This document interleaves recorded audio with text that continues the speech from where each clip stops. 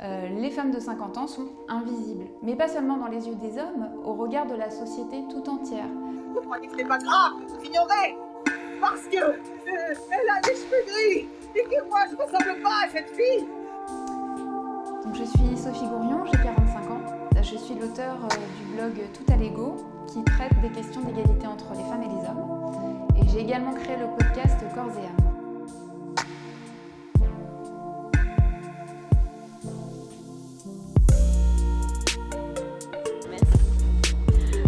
Excusez-moi. Au-delà du caractère personnel d'une réponse à Yann Moix, je trouvais ça intéressant de dire en quoi ces déclarations étaient absolument conformes à ce que exige de nous la société.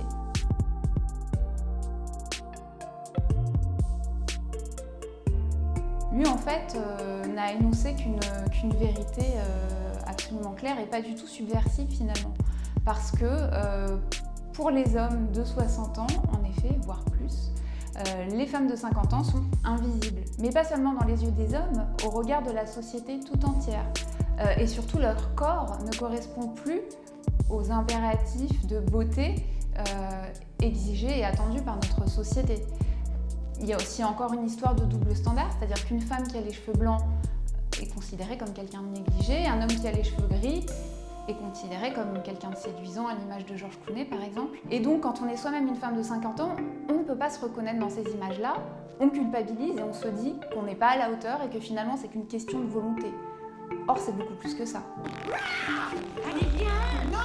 Allez, on y va maintenant, par là! Clairement, être mince, blanche, correspondre au canon de beauté exigé par la société, c'est clairement un privilège.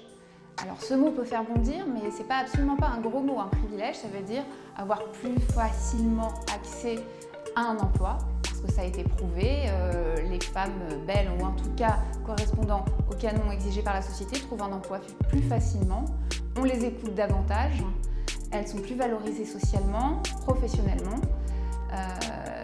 Donc c'est clairement un privilège, c'est pas juste une histoire de beauté, esthétique, de femmes qu'on regarde. Ce sont aussi des femmes qui ont des privilèges que n'ont pas les femmes grosses, les femmes noires, les femmes racisées, les femmes en situation de handicap également. En fait, on capitalise sur l'insatisfaction des femmes. Les magazines féminins ont créé leur modèle économique sur les complexes des femmes. C'est-à-dire qu'en montrant ce genre de femmes extrêmement belles, minces, blanches, on dit aux femmes, vous n'êtes pas parfaites, vous êtes une somme d'imperfections, mais quelques pages après, en fait, on a des crèmes anti-rides, on va vous conseiller des injonctions de Botox qui vont vous permettre d'atteindre cet idéal plus ou moins. Donc en fait, ces magazines féminins, ce qu'ils renvoient, c'est l'insatisfaction des femmes, mais en même temps, c'est leur modèle économique.